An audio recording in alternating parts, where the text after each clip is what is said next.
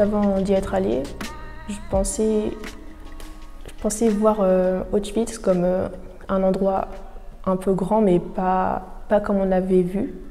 Et je pensais aussi avoir beaucoup de sentiments forts, de la tristesse et tout ce qui s'ensuit.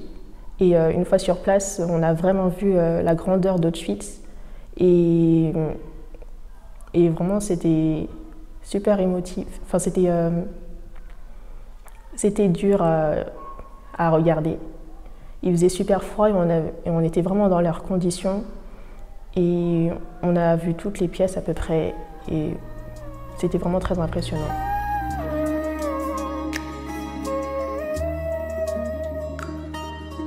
Le projet consistait à s'appuyer sur l'opportunité d'aller à Auschwitz tout en s'appuyant et en faisant réfléchir les élèves aux enjeux mémoriaux, mais aussi en les faisant réfléchir davantage, plus globalement, aux valeurs de la démocratie, en ayant à l'esprit qu'il fallait les préparer à l'oral, à développer leurs compétences orales. Donc dans le cadre du projet, il y avait la grosse sortie finale à Auschwitz, mais la préparation, ça a aussi consisté en plusieurs sorties.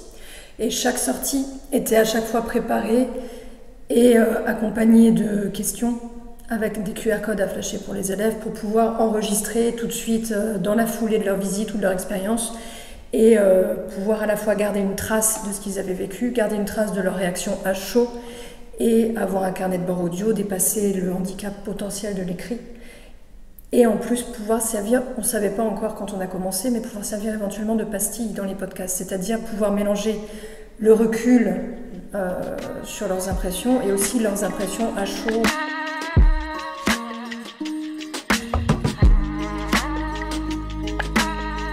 Alors avec Barbara, on a l'habitude de travailler déjà ensemble sur d'autres projets avant celui-ci. Donc pour elle, ça a été naturel de me solliciter et j'ai répondu favorablement tout de suite. Et on a travaillé tout d'abord sur le projet ensemble, voilà, pour savoir quels étaient les objectifs, quels étaient les aboutissants, etc. de ce qu'il fallait. Et puis après, donc ça s'est passé l'année scolaire précédente. Et après, eh ben, on a commencé véritablement avec les élèves en question à travailler quasiment tout au long de l'année sur ce projet. Alors d'abord, eux, ils ont fait des visites du mémorial de la Shoah, les camps de concentration, etc.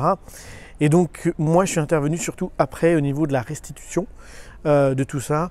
Et ça a été vraiment des moments qui ont été intenses au niveau du travail.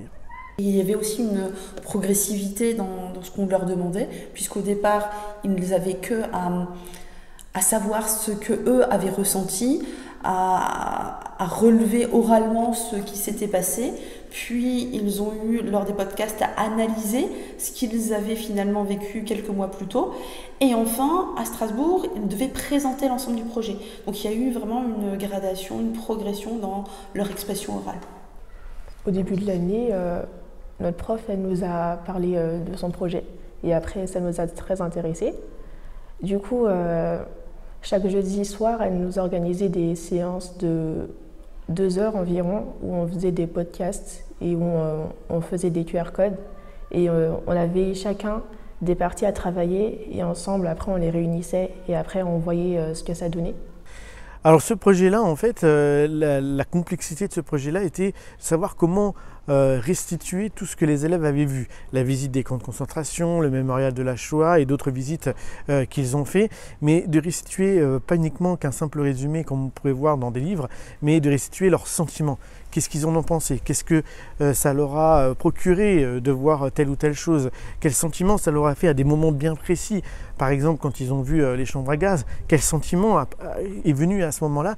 Et c'est ça qui a été le plus compliqué pour eux, c'était de retranscrire ça, de mettre ça sous forme de mots, puisque pour eux, ils pensaient que c'était vraiment du détail et donc du coup qu'on devait éviter ça. Et finalement, bah non, pas du tout. Ils se sont rendus compte qu'il y avait énormément de choses à écrire par rapport à ça. Donc on a travaillé là-dessus, ça a nécessité plusieurs heures de travail et ça a sorti les podcasts qu'on a sortis.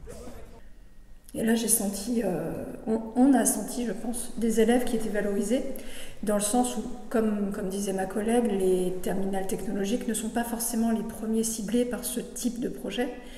Et là, déjà le voyage mémoriel en lui-même qui représentait une opportunité pour eux. Et en plus, on les a valorisés, on leur a offert une occasion de montrer leur talent, de montrer ce qu'ils savent faire. On a par exemple un élève qui, lui, s'est chargé en autonomie de créer un jingle parce qu'il compose de la musique.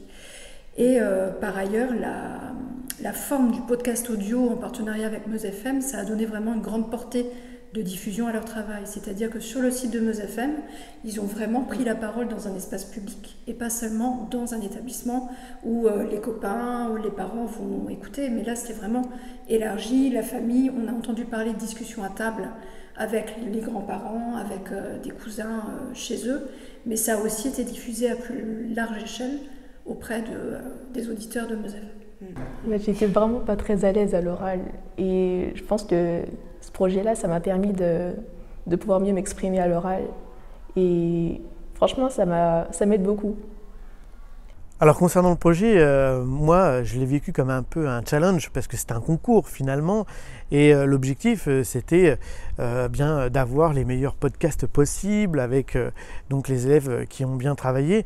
Moi tous les sujets un peu historiques ça me plaît beaucoup à titre personnel, j'aime bien retracer parfois la vie d'un soldat etc. Et donc tout de suite ce projet m'a emballé parce qu'il y a un côté historique, il y a un côté mémoire, il y a un côté aussi un peu valeur de la République dans ce sens-là où il ne faut pas oublier ce qui s'est passé dans le passé et ne pas le reproduire dans le futur. Donc ça, j'ai trouvé bien ce côté un peu transmission et avec des élèves qui ont tout de suite joué le jeu. Voilà ce que je peux dire là-dessus. Au début, on n'était vraiment pas très soudés comme classe. Et ensuite, on a eu ce projet et on était forcés un peu de travailler ensemble et de parler. Et du coup, ça nous a permis de plus nous connaître et on a réussi à même devenir amis. Et on a pu découvrir des choses super intéressantes ensemble et en plus, on a pu avoir une classe plus soudée grâce à ça.